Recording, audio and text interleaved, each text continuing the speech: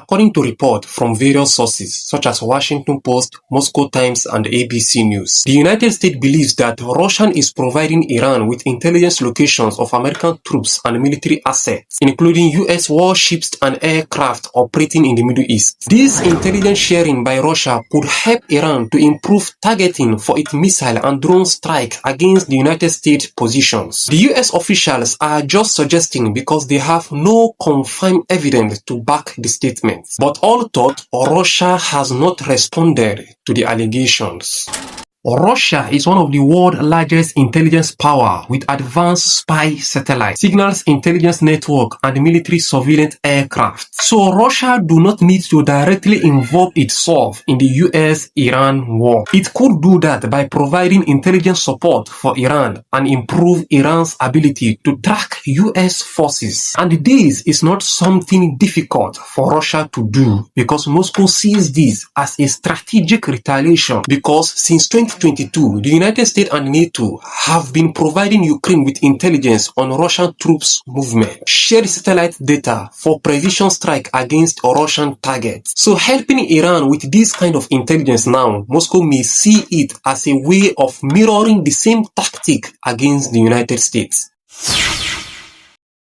Russia and Iran have been deepening their military cooperation for years. For example, Iran supplied Shahed drones to Russia during the Ukraine war, and now Russia may also be helping Iran with technology and intelligence sharing. Historically, intelligence sharing between allies is common in modern warfare. For example, during the Cold War, the Soviet Union shared intelligence with Middle East allies like Syria. During the present Ukraine war, the United States provided Ukraine with intelligence against Russia. And now, Iran-Russian cooperation. If the Iran-Russian intelligence sharing becomes true, then the conflict could shift from a regional war to a global strategic confrontation, and major powers may start indirect fighting through proxies and intelligence support. And this is a major risk because it could dramatically increase US-Russia military escalation.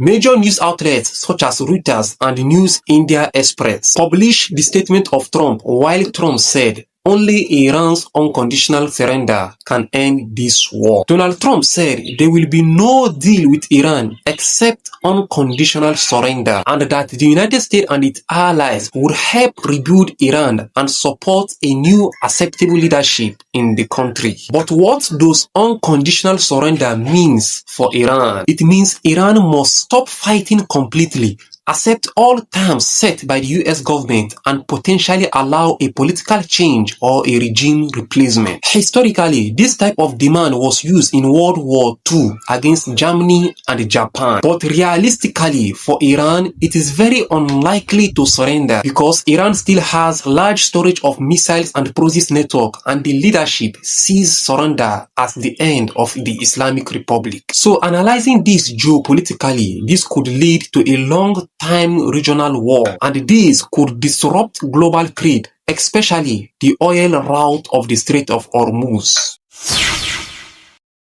According to sources familiar with US intelligence cited by CNN, China stands ready to provide financial and military assistance to Iran. China is a good trading partner of Iran, and those military assistance could include spare parts and missile-related components during the ongoing war involving the United States, Israel, and Iran. But the major problem now is Beijing has not yet made a final decision because China believes to be more cautious than Russia, partly because the war threatens global energy route, which is vital to China's economy. Unlike Russia, China usually avoids direct military involvement in foreign wars. Instead, it often uses economic support, technology transfer, and diplomatic protection in international forums.